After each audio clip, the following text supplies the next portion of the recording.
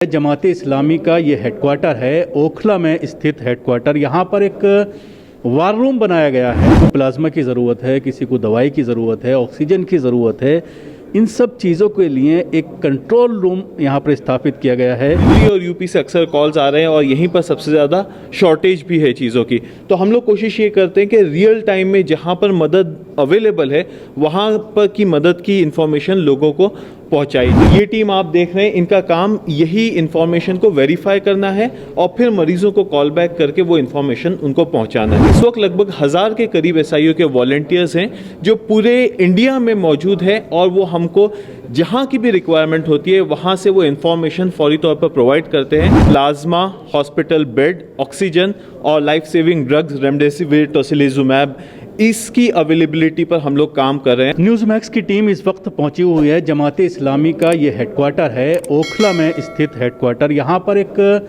War room बनाया गया है। कोविड जो कंप्लेंट्स आ रही हैं, किसी को प्लाज्मा की ज़रूरत है, किसी को दवाई की ज़रूरत है, ऑक्सीजन की ज़रूरत है, इन सब चीज़ों के लिए एक कंट्रोल रूम यहाँ पर स्थापित किया गया है, जिसको student Islamic organisation of India के ज़रिए, जो स्टूडेंट विंग है मुस्लिम स्टूडेंट्स का, उनके ज़रिए यहाँ पर ये सेंटर चलाया जा रहा है, जिसमें लगातार कॉल्स आ रही हैं पूरे देश से। और जो एक सिस्टम इन्होंने बनाया है उसके मुताबिक जो लोग मदद कर रहे हैं पूरे देश में, उनको उनसे कनेक्ट करने का एक ज़रिया है कि किस तरह से कहाँ पर अभी ऑक्सीजन मौजूद है। और सबसे ज़्यादा कॉल्स जो आ रही हैं वो उत्तर प्रदेश और दिल्ली से इस कॉल सेंटर में आ रही हैं और लगातार यहाँ पर फ़ोन्स बज रहे हैं, उनको अटेंड किया जा रहा है, जिसकी जो प्रॉब्लम है उसको सॉल्व किया जा रहा है और 24 आवर्स ये सर्विस यहाँ पर चल रही है। हमारे साथ मुसब काजी हैं जो सेक्रेटरी हैं एसआईओ के। किस तरह से ये पूरा आपका वार रूम काम कर रहा है? देखिए, इसके पीछे की मंशा ये है कि इस वक्त पूरे मुल्क में एक हाहाकार मची है कोविड की वबा को लेकर और ऐसे में बहुत सारे लोग बहुत लोगों की मदद करने की कोशिश कर रहे हैं। ख़ास तौर से ऑक्सीजन का शॉर्टेज है, हॉस्पिटल बेड का शॉर्टेज है और ऐसे में हो ये रहा है कि जो मरीज़ हैं उनके परिजनों को यहाँ वहाँ भागना पड़ रहा है।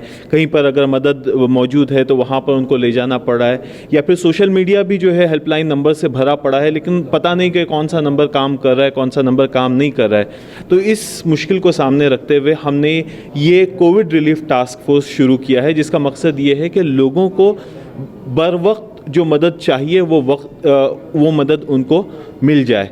तो इस सिलसिले में हमने यहाँ पर जमात इस्लामी का जो मरकज़ है, यहाँ पर एक हमारा कंट्रोल रूम बनाया है और ये कंट्रोल रूम का काम ये है कि पूरे इंडिया से जो डिस्ट्रेस कॉल्स आ रहे हैं, जो मदद की कॉल्स आ रहे हैं, वो कॉल्स अटेंड किए जाए। वहाँ पर आप देख रहे होंगे कि एक डैशबोर्ड बना हुआ है जिसमें जो भी कॉल्स आ रहे हैं उसका डेटा फीड किया जाता है। इस वक्त लगभग 1600 के करीब जो है कॉल्स हम लोग पिछले 3 दिनों में हम लोगों ने रिसीव किए हैं। फिर वो जो कॉल्स आते हैं उस पर लोगों की जो रिक्वायरमेंट्स है, उस रिक्वायरमेंट पर हम लोग वेरीफाई करते हैं कि कहाँ पर चीज़ अवेलेबल है। जैसे कि मैं आपने बताया कि दिल्ली और यूपी से अक्सर कॉल्स आ रहे हैं और यहीं पर सबसे ज़्यादा शॉर्टेज भी है चीज़ों की। तो हम लोग कोशिश ये करते हैं कि रियल टाइम में जहाँ पर मदद अवेलेबल है वहाँ पर की मदद की इन्फॉर्मेशन लोगों को पहुँचाई जाए। तो ये टीम आप देख रहे हैं, इनका काम यही इन्फॉर्मेशन को वेरीफाई करना है और फिर मरीजों को कॉल बैक करके वो इन्फॉर्मेशन उनको पहुँचाना है। एसआईओ आप जानते हैं कि एक मुल्क की तंजीम है, पूरे इंडिया में उसका नेटवर्क फैला हुआ है।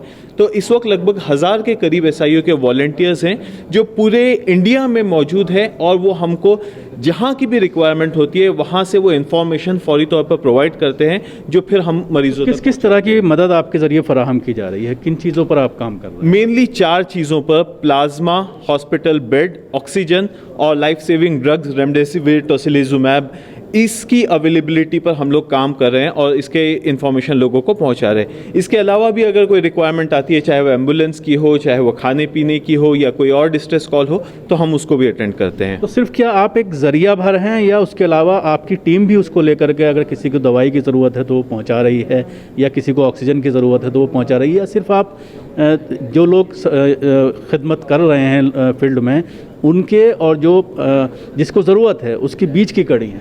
अब कोविड रिलीफ टास्क फोर्स का मकसद तो यही है कि हम वो बीच की कड़ी बने। जैसे कि पूरे मुल्क में लोग काम कर रहे हैं और ख़ुद एसआईओ और जमात के भी यूनिट्स पूरे इंडिया भर में जो है मुख्तलिफ कोविड को लेकर काम कर रहे हैं, एक्टिविटीज़ वो लोग कर रहे हैं। हमारा काम यही है कि उनको उन तक के टाइम पर पहुंचाया जाए। तो कोविड रिलीफ टास्क फोर्स का मकसद यही है कि हम एक कनेक्टिंग लिंक लोगों के बीच में और जो लोग उनको मदद पहुंचा रहे हैं उनके बीच में बने।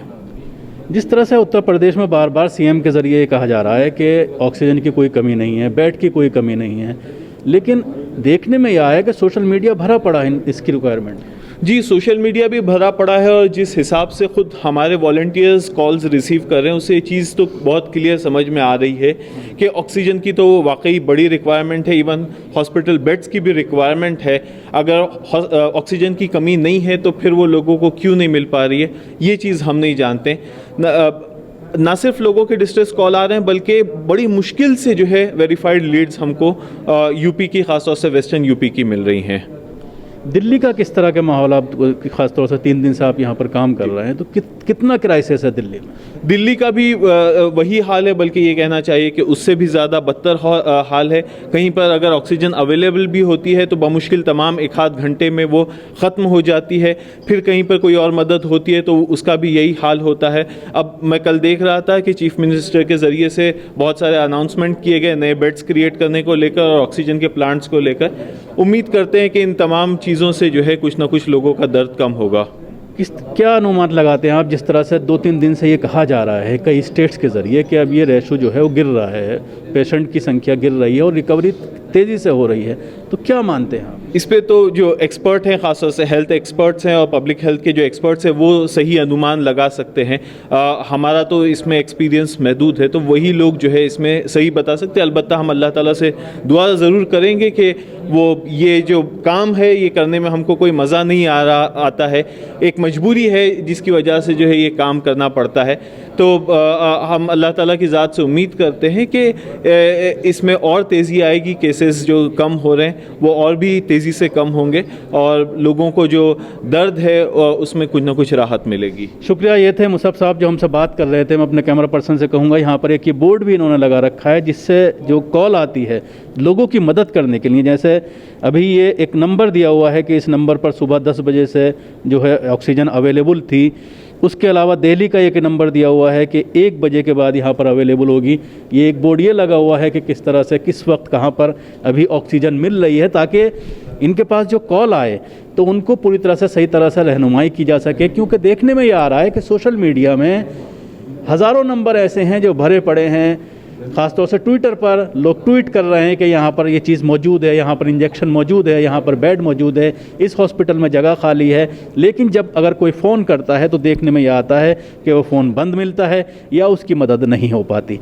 तो इन सब चीज़ों को 2 तरह से ये लोग काम कर रहे हैं। एक तो जो कंप्लेंट्स आ रही हैं उनको नोट किया जा रहा है और उसके बाद उनकी जो रिक्वायरमेंट है उसको फुलफ़िल करने के लिए, उसको पूरा करने के लिए बाकायदा जो एक टीम बनाई गई है जो वेरीफाई कर रही है कि कहाँ पर किस तरह की चीज़ें अवेलेबल हैं, कहाँ पर बेड मौजूद है, कहाँ पर इंजेक्शन रेमडेसिविर मौजूद है या ऑक्सीजन कहाँ पर मौजूद है। इन सब चीज़ों को वेरीफाई करने के बाद जब इनके पास कोई फ़ोन आता है तो उनको पूरी तरह से ये बताया जाता है कि आप यहाँ पर जाइए, इस वक्त यहाँ पर ये चीज़ मिल रही है और ये पूरी तरह से वेरीफाइड है। एक बहुत बड़ी मदद जाहिर सी बात है ऐसे में मिल जाती है उस पेशेंट को, उसके रिश्तेदारों को।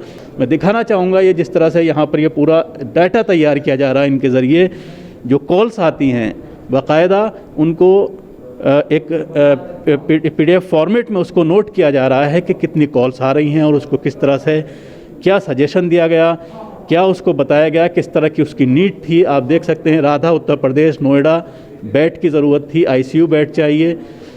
इसके अलावा ये बहुत सारे नाम हैं और तमाम ही मज़ाहिब के लोग हैं। ऐसा नहीं है कि SIO है या जमात इस्लामी है तो सिर्फ मुसलमानों की मदद की जा रही है, बल्कि भारी तादाद में, काफ़ी तादाद में गैर मुस्लिम भी ऐसे हैं जो यहाँ पर कांटेक्ट कर रहे हैं और उनकी समस्या का हल, समाधान यहाँ पर निकाला जा रहा है। दिल्ली से कैमरा पर्सन फैयाज़ के साथ न्यूज़ मैक्स के लिए शकील अहमद।